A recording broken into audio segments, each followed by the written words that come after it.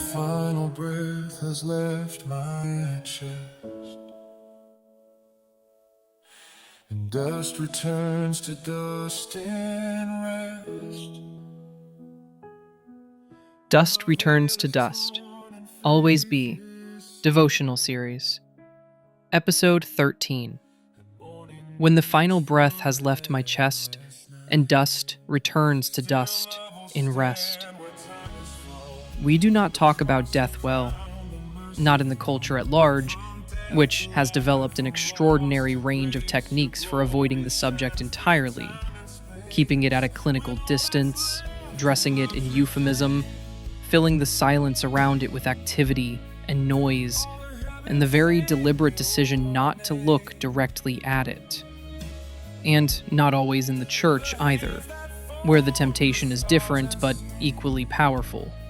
To rush past the reality of death so quickly toward the hope of resurrection that the death itself never quite gets named.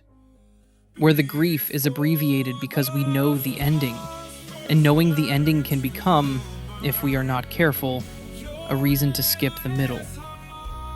But the middle is where most of us actually live, in the in-between of knowing the ending and not yet being there, in the territory between the promise and its fulfillment.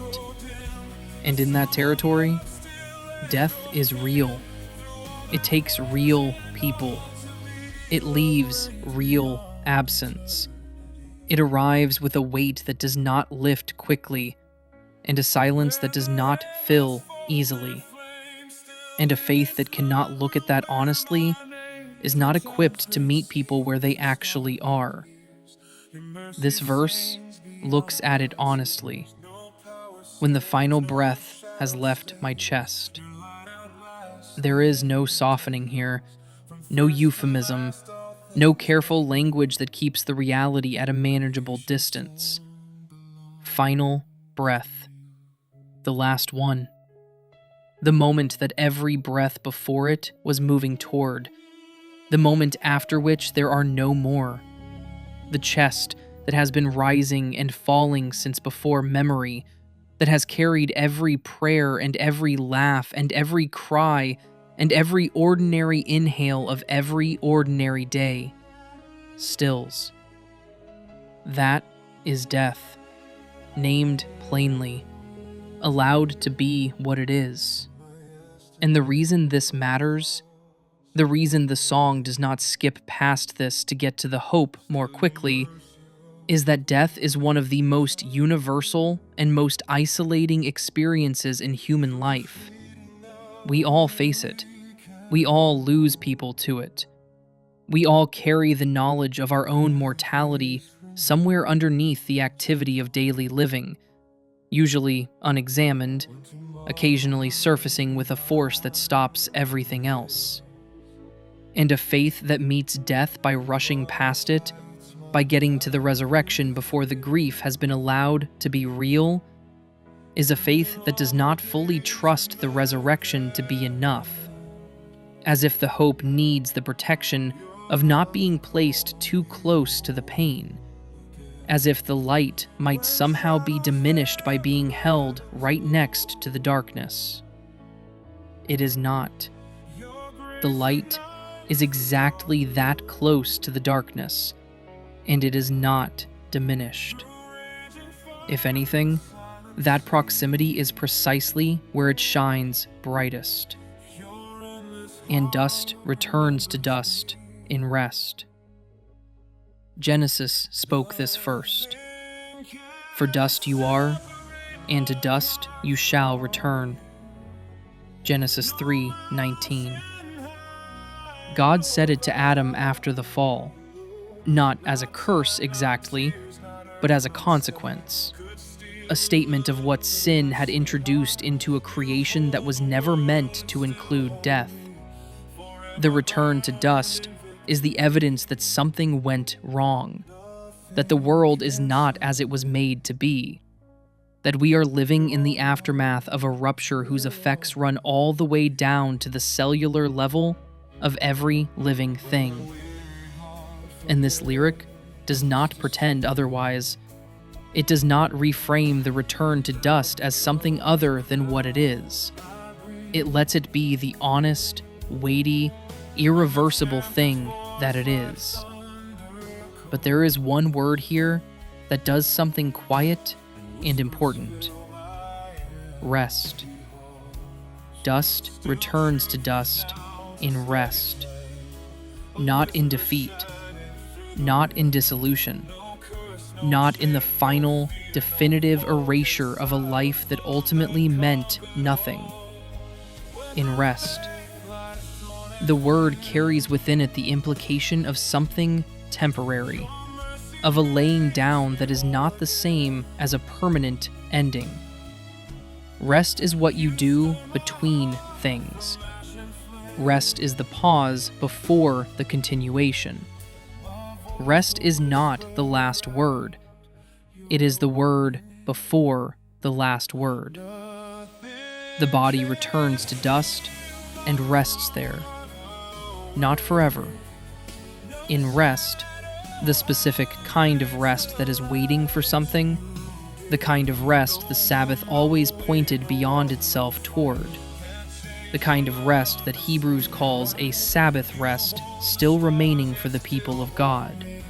Hebrews 4:9.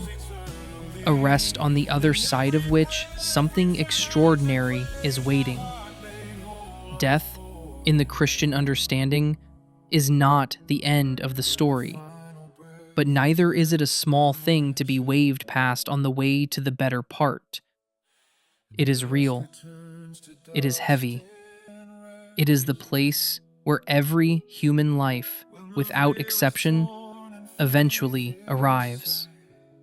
And it is the place, perhaps more than any other, where the declaration of this song needs to be most firmly held. Because what has been true through every previous episode is still true here.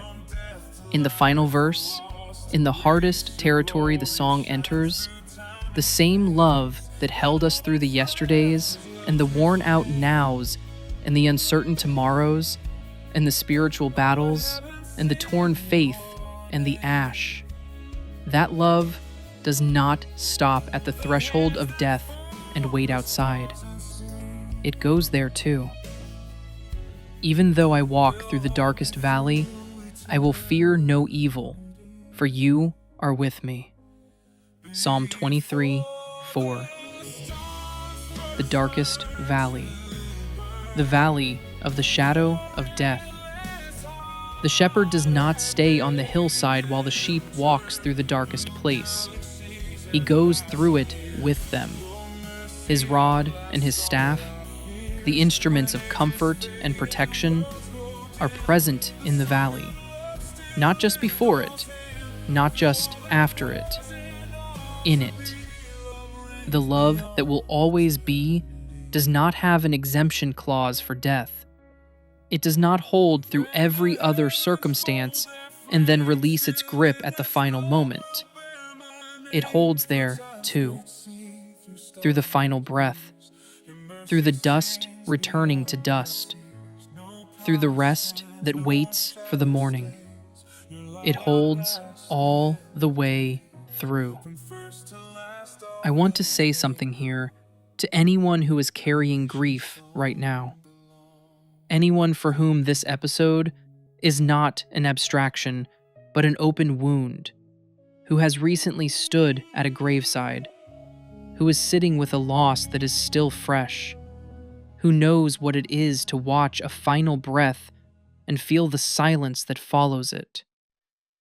Death is real. What you are carrying is real. The absence left by the person who is no longer here is real.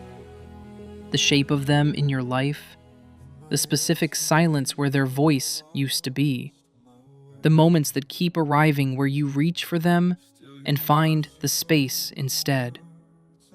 All of that is real, and it deserves to be honored as real. Faith does not require us to pretend otherwise. It does not ask us to feel less than we feel or grieve less than we grieve. What faith says, What this song says, standing directly in front of the reality of death and not looking away, is that real as death is, it is not the final thing. The final thing is a love that called us before we were born and will call us home when the dust returns to dust. That love is present in the valley. It is present in the grief.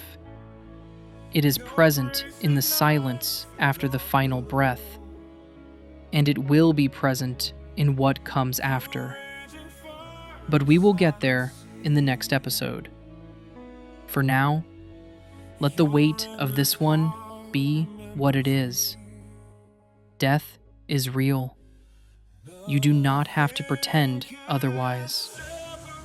And you are not walking through it alone.